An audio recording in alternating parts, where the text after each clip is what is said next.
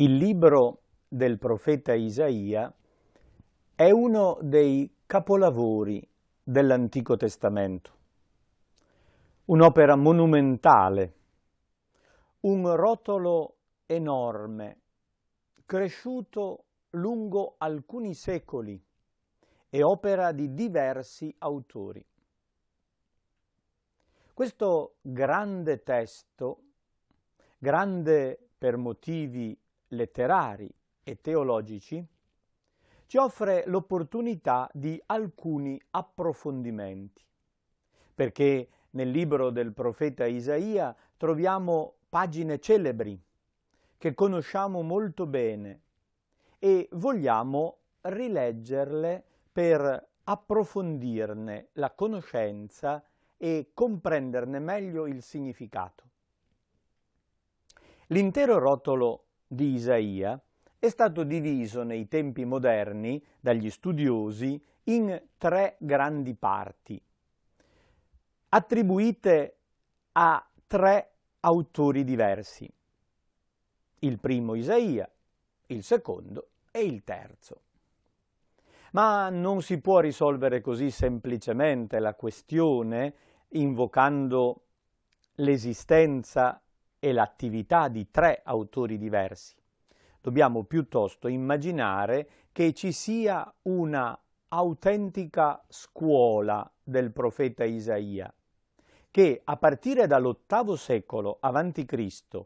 fino al IV-III secolo ha operato riscrivendo, rileggendo, ampliando, correggendo, formulando testi più ampi e omogenei, fino ad arrivare al grande volume finale.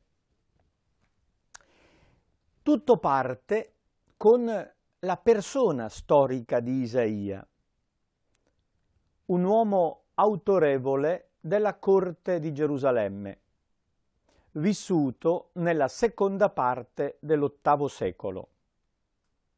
Egli data precisamente la sua vocazione all'anno in cui morì il re Ozia. Secondo il nostro calendario possiamo affermare che è l'anno 740 a.C. In quell'anno Isaia ebbe la vocazione, racconta egli stesso al capitolo 6, di aver visto nel Tempio di Gerusalemme la corte celeste, il Signore assiso sul trono, circondato dalla corte angelica, e il Signore in persona gli ha affidato l'incarico di rappresentarlo, perché il profeta è il portavoce di Dio. Egli stesso racconta di avere sentito il Signore che pone la domanda: chi manderò? Chi andrà per noi? E Isaia si offre: eccomi, manda me. Il Signore gli dà quindi l'incarico di portavoce, di rappresentante del Signore presso il popolo. Isaia era molto probabilmente un uomo della corte, imparentato con la famiglia reale, una autorità nella amministrazione, probabilmente legato all'ambiente della cultura, della formazione della futura classe dirigente, in quella che possiamo chiamare l'Accademia di Gerusalemme. Isaia è un uomo impegnato nella politica, è un uomo che ha potere di comandare, può parlare direttamente al re con una certa autorità. È un uomo profondamente legato alla fede tradizionale dei padri. Quella fede nel Signore, Adonai, chiamato col nome proprio Yahweh, quella fede che appunto viene chiamata Yavista, cioè legata alla alleanza con il Dio che si è rivelato e ha rivelato il suo nome e ha iniziato una storia di collaborazione con il popolo. Isaia è il grande teologo della fede, cioè della relazione con questo Signore fondata, perché il fondamento è Lui. Prendiamo in considerazione il capitolo 7 del profeta Isaia, dove troviamo uno degli oracoli più famosi, che conosciamo molto bene, anzitutto perché è citato dall'Evangelista Matteo nel suo racconto dell'infanzia di Gesù. Faccio riferimento a quel versetto del capitolo 7, versetto 14. Ecco, la Vergine concepirà e partorirà un figlio che si chiamerà Emmanuele. Per poter comprendere bene il messaggio di questo oracolo profetico, dobbiamo inquadrare meglio il testo nel suo contesto. I capitoli 6-9 del libro di Isaia costituiscono quello che potremmo chiamare il libretto dell'Emmanuele, ovvero il memoriale di Isaia. È uno dei più antichi testi posti per iscritto. È l'inizio dell'opera del profeta Isaia ed è un memoriale messo per iscritto perché serva come dimostrazione che gli eventi hanno dato ragione al profeta, perché Isaia si era impegnato pubblicamente con una scelta politica di fede ed era necessario, opportuno, che rimanesse documentazione di questo impegno, di questa scelta, in modo tale che la corte e il popolo potessero verificare che il profeta aveva ragione, che il profeta, cioè, parlava veramente in nome di Dio. Il memoriale di Isaia parte dal racconto della vocazione, perché il profeta intende anzitutto garantire la propria posizione. Non sono venuto di mia iniziativa a parlarvi, ma è il Signore che mi ha dato un incarico e sto svolgendo un ruolo a nome suo. Il ruolo è proprio quello di invitare il re, la corte e il popolo a fidarsi del Signore, a considerare il Dio di Israele roccia di fondamento, roccia sicura e stabile. La situazione in cui Isaia comincia a operare profeticamente è data da una piccola guerra locale, che però è la conseguenza di grandi sconvolgimenti internazionali. In quegli anni, quando cioè Isaia era stato chiamato dal Signore ad essere suo rappresentante, era asceso al trono di Assiria Tiglat-Pileser III, un grande imperatore di quelli che hanno la mania di conquistare il mondo. Un generale che trasformò la Siria in una caserma e l'esercito assiro in una tremenda macchina da conquista militare. Nel giro di pochi anni l'esercito assiro guidato da Tiglat-Pileser conquistò molte regioni del nord e a ogni primavera quell'esercito scendeva sempre più a sud. I piccoli stati della zona di Canaan erano preoccupati di questo imperialismo assiro e tentavano varie strade per mettere un argine a questa potenza prepotente straniera. L'idea che dominava in quegli ambienti era una coalizione di staterelli, in modo tale che l'unione facesse la forza e mettendosi insieme diversi stati avrebbero potuto fare la guerra contro gli assiri. Isaia a Gerusalemme sconsiglia fortemente questa soluzione e continua a proporre come soluzione la fiducia nel Signore, convinto che Gerusalemme non cadrà.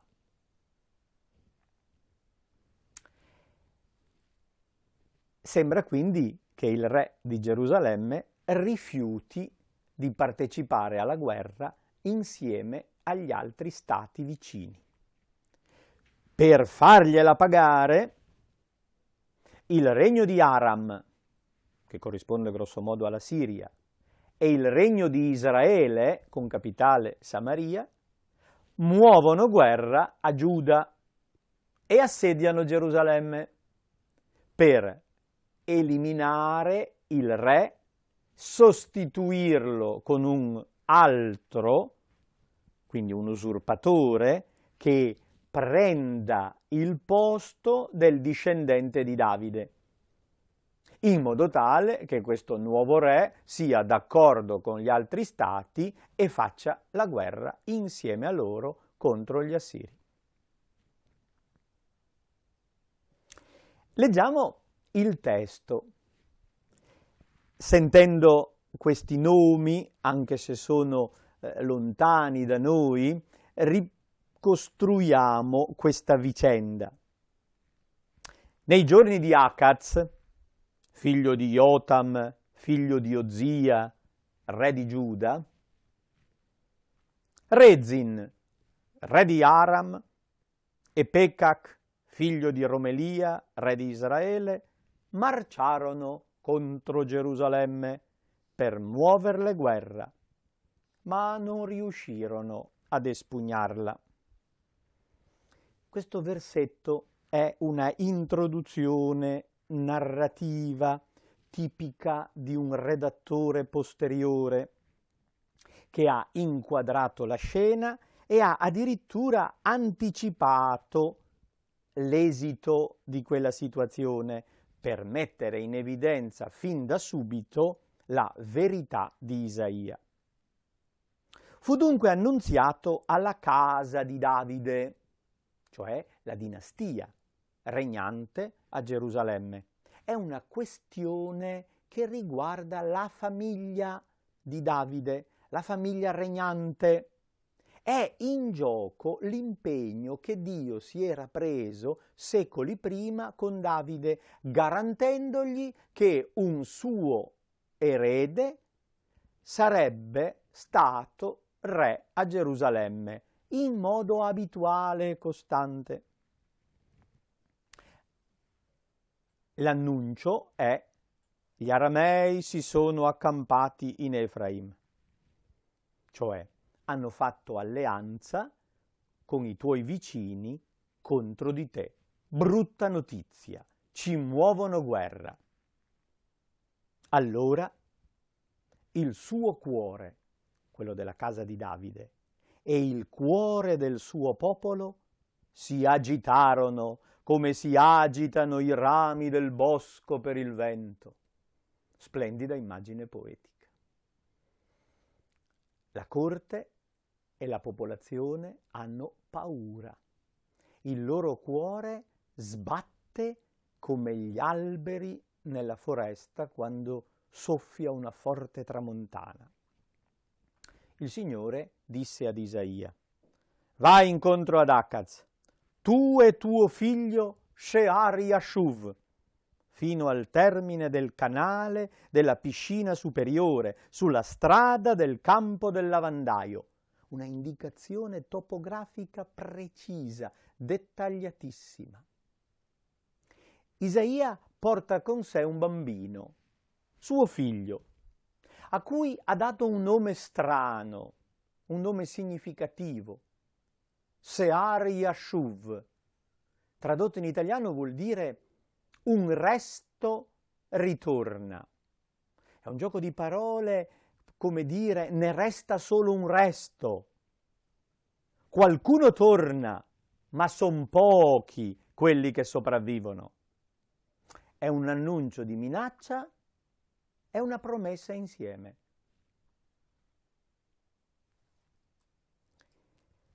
Isaia si presenta al re Acaz e gli dice: fa attenzione e sta tranquillo, non temere, e il tuo cuore non si abbatta per quei 2 avanzi di tizzoni fumosi. Quei 2 re che ti fanno la guerra sono avanzi di tizzoni fumosi, cioè stanno finendo di bruciare, non faranno un granché. Non avere paura di loro. E con tono aulico e solenne Isaia garantisce: non ci riusciranno. Vogliono fare un colpo di Stato, vogliono sostituire il re davidico con un re travicello, cioè una controfigura, un personaggio fantoccio da poter manovrare come vogliono. Ciò non avverrà e non sarà, perché come è vero che capitale di Aram è Damasco e capo di Damasco è Rezin, come è vero che capitale di Efraim è Samaria e capo di Samaria è il figlio di Romelia, ancora 5 o 6 anni ed Efraim cesserà di essere popolo.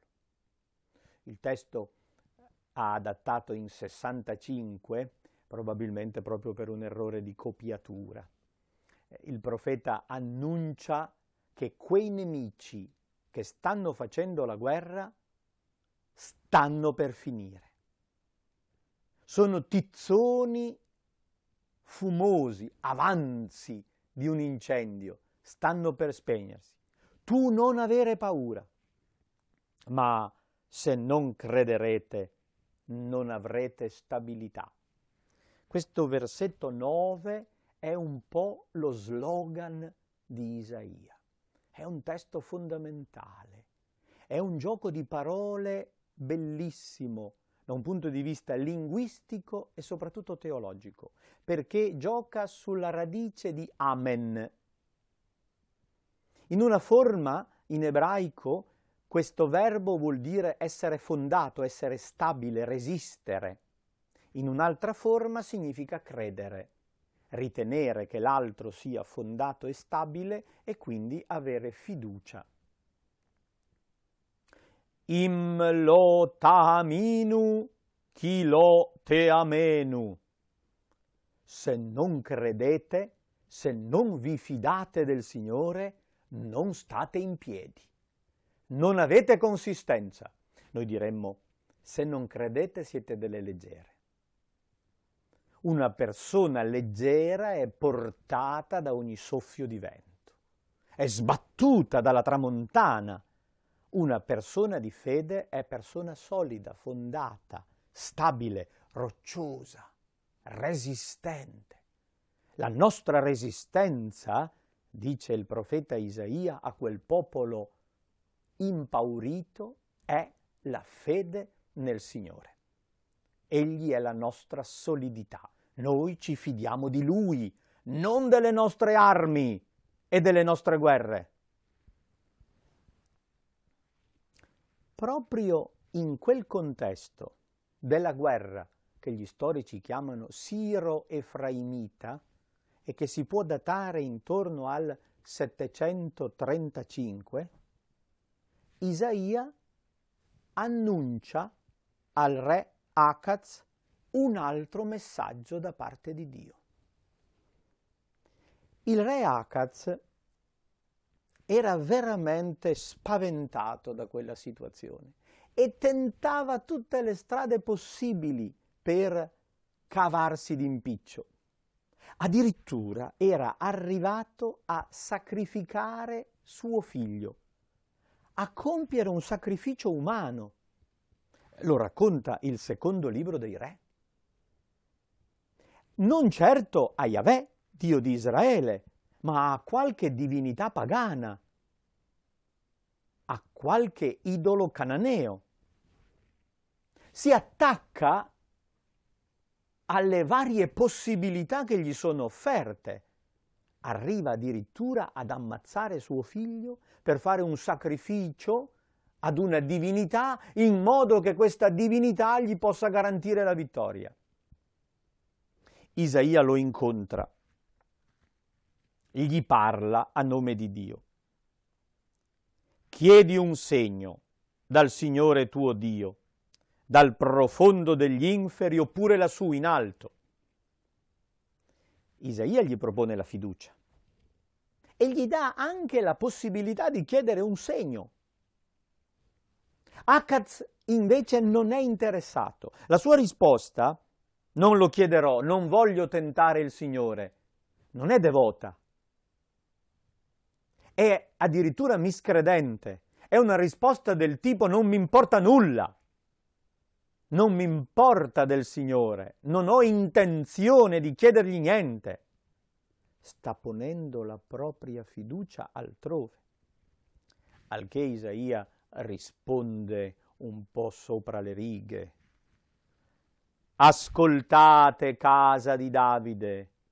L'oracolo non è rivolto semplicemente a quell'uomo Acaz, discendente di Davide, ma a tutta la casa di Davide. Ascoltate. Non vi basta di stancare la pazienza degli uomini, perché ora vogliate stancare anche quella del mio Dio? Come dire, io la pazienza l'ho già persa da un pezzo, ma adesso la sta perdendo anche Dio. Sta perdendo la pazienza nel sopportarvi.